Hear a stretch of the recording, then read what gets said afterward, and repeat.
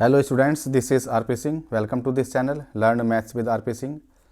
आज इस वीडियो में शिक्षा निदेशालय द्वारा उपलब्ध कराई गई कक्षा 9 गणित की वर्कशीट नंबर 55 लेते हैं। इसका टॉपिक है चतुर्भुज। बच्चों, आप एक त्रिभुज और एक चतुर्भुज के अनेक गुणों का अध्ययन कर चुके हैं।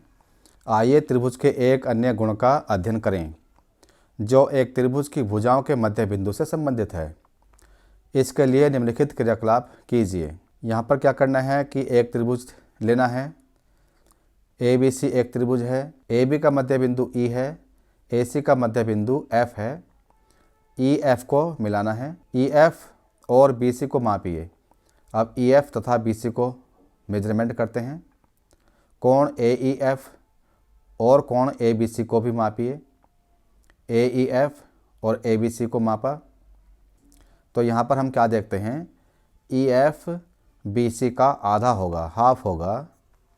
कोण एक, ये जो कोण है और ये कोण, ये दोनों कोण बराबर होंगे। तो इसी से प्रमेय बनी है प्रमेय मध्य बिंदु प्रमेय। किसी त्रिभुज की किन्हीं दो भुजाओं के मध्य बिंदुओं को मिलाने वाला रेखाखंड तीसरी भुजा के समांतर होता है। इसका मतलब यही हुआ, ए बी सी अगर एक त्रिभुज है, ए बी की भुजा का मध्य बिंदु ई है, ए सी भुजा का मध्य बिंदु एफ है, तो अगर हम ई एफ को मिला दें तो क्या होगा, ई एफ बी सी के समांतर होगा तथा साथ ही साथ क्या होगा, तो यहाँ पर ई एफ बी सी के समांतर होगा। इसका अर्थ है, यदि हमें दिया है ई मध्य बिंदु ए बी का और एफ मध्य बिंदु ए सी का, तो परिणाम ई एफ समांतर बी सी। क्या आप इस प्रमेय का विलोम कर सकते हैं? क्या यह विलोम सत्य है? आप देखेंगे कि इस प्रमेय का विलोम भी सत्य है। इसे नीचे दिया जा रहा है। इस प्रमेय का विलोम क्या हुआ, किसी त्रिभुज की एक भुजा के मध्य बिंदु से, हमने मान लीजिएगा एक ही त्रिभुज ले लिया, ये त्रिभुज पी क्यू आर है, इसकी भुजा पी क्यू का मध्य बिंदु यहाँ पर है एस। इस बिंदु से क्यू आर के समांतर रेखा हमने खींची तो ये रेखा पी आर को इस बिंदु पर, टी बिंदु पर इंटरसेक्ट कर रही है, काट रही है, तो टी बिंदु पी आर का मध्य बिंदु होगा। पहली प्रमेय में है ई तथा एफ ए बी तथा ए सी के मध्य बिंदु हैं, तो ई एफ समांतर बी सी। यहाँ पर क्या है, त्रिभुज पी क्यू आर में एस पी क्यू का मध्य बिंदु है, एस टी क्यू आर के समांतर है, तो टी पी आर का मध्य बिंदु होगा। यहाँ पर ये है। तो पहली प्रमेय का विलोम दूसरी प्रमेय हुआ और दोनों सत्य हैं। त्रिभुज ए बी सी में डी ई और एफ क्रमशः भुजाओं ए बी बी सी और सी ए के मध्य बिंदु हैं। यहाँ पर त्रिभुज ए बी सी दिया हुआ है। ए बी का मध्य बिंदु डी, बी सी का मध्य बिंदु ई, ए सी का मध्य बिंदु एफ है। दर्शाइए कि बिंदुओं डी ई एफ को मिलाने पर त्रिभुज ए बी सी 4 सर्वांगसम त्रिभुजों में विभाजित हो जाता है। अगर हम डी ई एफ को मिला देते हैं तो ए बी सी त्रिभुज के 4 भाग हो गए, 1 2 3 4, और ये चारों त्रिभुज सर्वांगसम त्रिभुज होंगे। अब इसको हमें करना है। हमें पता है कि यहाँ पर मध्य बिंदु प्रमेय से अगर किसी त्रिभुज में दो भुजाओं के मध्य बिंदु को मिलाते हैं तो मिलाने वाला रेखाखंड तीसरी भुजा के समांतर होता है, तीसरी भुजा का आधा होता है। तो हम यहाँ पर लिख सकते हैं, जैसे कि यहाँ पर है डी तथा E A B and B C के मध्य बिंदु है, इसलिए डी ई समानांतर ए सी के हो गया। इसी प्रकार से डी तथा एफ ए बी एंड ए सी के मध्य बिंदु हैं, तो डी एफ समांतर बी सी के होगा। और ई तथा एफ बी सी एंड ए सी के मध्य बिंदु हैं, तो डी ई समांतर ए सी होगा। तो हम देख रहे हैं कि ये समांतर इसके है, ये समांतर इसके है, तो यहाँ पर ए डी ई एफ समांतर चतुर्भुज बन जाएगा। ई सी ई डी या डी ई सी एफ ये भी समांतर चतुर्भुज होगा। बी ई एफ डी ये भी समांतर चतुर्भुज होगा। हमें मालूम है कि समांतर चतुर्भुज का विकर्ण समांतर चतुर्भुज को दो सर्वांगसम त्रिभुजों में विभाजित करता है। इसलिए हम कह सकते हैं त्रिभुज बी डी ई कहाँ पर है, बी डी ई ये त्रिभुज तथा त्रिभुज एफ ई डी ये दोनों त्रिभुज एक दूसरे के सर्वाक्षम हैं। तो यहाँ पर ये T1 त्रिभुज पहला त्रिभुज और ये T2 त्रिभुज, ये दोनों एक दूसरे के सर्वाक्षम हो गए। इसी प्रकार त्रिभुज DAF ये त्रिभुज तथा त्रिभुज FED ये त्रिभुज, ये भी सर्वाक्षम हो गए। ये T1 है तो इसको हम T3 ले लेते हैं, T1 T2 T3 हो गया और ये T4 हो जाएगा। इसी प्रकार से त्रिभुज EFC ये वाला त्रिभुज तथा FED ये त्रिभुज, ये दोनों त्रिभुज भी सर्वाक्षम हो गए। मतलब T1 T4 के सर्वाक्षम, T1 T3 के सर्वाक्षम, T1 T2 के सर्वाक्षम। इसका मतलब ये चारों त्रिभुज आपस में सर्वाक्षम हैं। अब आप प्रयास कीजिए। प्रश्न 1, ABC एक त्रिभुज है जिसका कोण C समकोण है। कर्ण AB के मध्य बिंदु M से होकर BC के समांतर खींची गई रेखा AC को D पर प्रतिच्छेद करती है। दर्शाइए कि D भुजा AC का मध्य बिंदु है, MD लंबवत AC है। तीसरा पार्ट CM बराबर MA बराबर 1/2 AB है। तो इसको हम अलग से लिखकर सोल्व करते हैं। यहाँ पर ये पहला सवाल है, ABC एक त्रिभुज है जिसका C कोण समकोण है। तो हम यहाँ पर एक त्रिभुज बनाते हैं।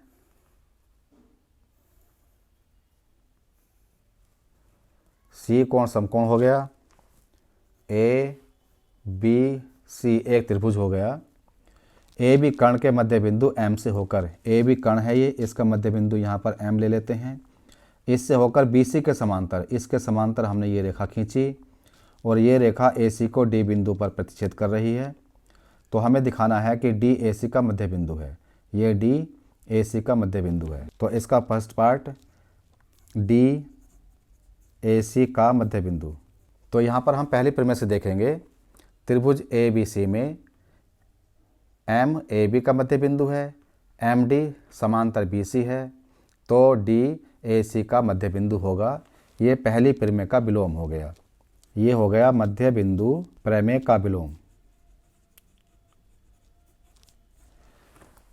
तो इससे हम डायरेक्ट कर सकते हैं। इसका सेकंड पार्ट है MD परपेंडिकुलर AC। ये हमें करना है। MD AC के लंबवत है, इसको सिद्ध करना है।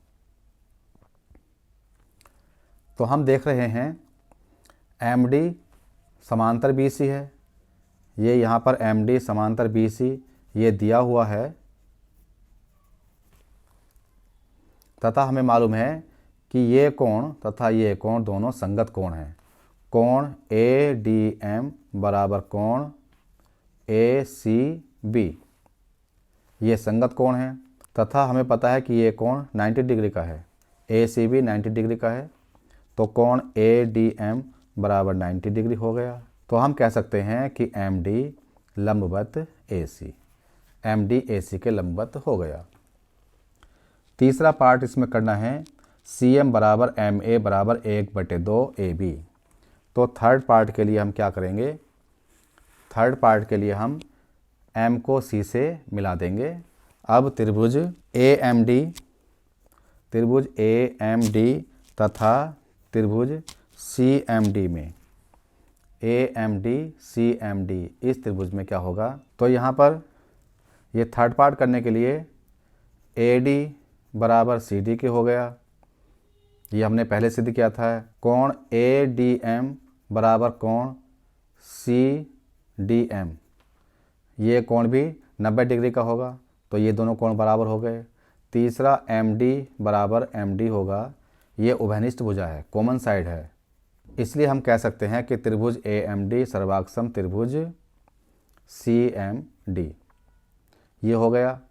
इससे AM बराबर CM हो गया, CPCT से AM बराबर CM हो गया। तो AM बराबर 1/2 AB के हो गया और AM CM बराबर है, इसलिए CM बराबर AM या MA बराबर 1/2 AB। क्योंकि AM AB का आधा है तो CM भी AB का आधा हो गया। तो CM बराबर MA बराबर 1/2 AB। इस तरह से हमने इसको प्रूफ कर लिया है। इसका प्रश्न 2 है, ABCD एक आयत है जिसमें PQR और S क्रमशः भुजाओं ABBC CD और DA के मध्य बिंदु हैं। दर्शाइए कि चतुर्भुज PQRS एक समचतुर्भुज है। तो हमें ABCD एक आयत लेना है। हमने ABCD एक आयत ले लिया है। इसके मध्य बिंदु लेने हैं। AB का मध्य बिंदु P, BC का Q, CD का R एंड DA का मध्य बिंदु S हो गया। इनको मिला देते हैं। PQRS को आपस में मिला देते हैं। तो इससे PQRS एक चतुर्भुज होगा।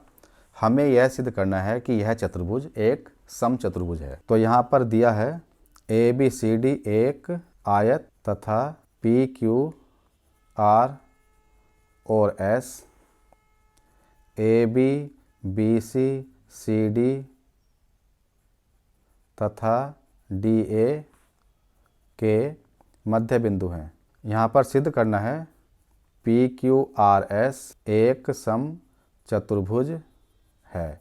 हमें ये सिद्ध करना है। तो हम यहाँ क्या करेंगे, A से C को ज्वाइन कर लेंगे।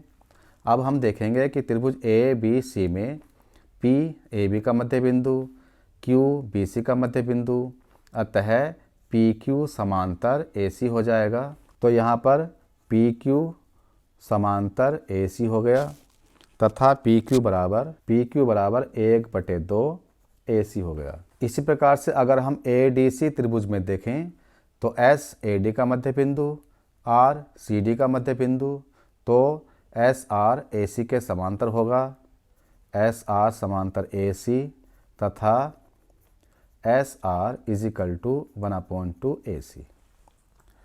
अगर हम इन दोनों को ले लें तो इससे क्या हो जाएगा, PQ समांतर SR आ जाएगा तथा PQ बराबर SR हो जाएगा। अतः PQRS एक समांतर चतुर्भुज होगा। तो हमने PQRS को एक समांतर चतुर्भुज सिद्ध कर दिया है। अब हमें PQRS को समचतुर्भुज सिद्ध करना है। समचतुर्भुज में चारों भुजाएं बराबर होती हैं। तो हम क्या करेंगे, अब हम त्रिभुज APS लेंगे तथा BPQ लेंगे। त्रिभुज APS तथा त्रिभुज BPQ में इनमें क्या होगा, BC AD के बराबर है, SQ मध्य बिंदु हैं, तो AS BQ के बराबर हो जाएगा।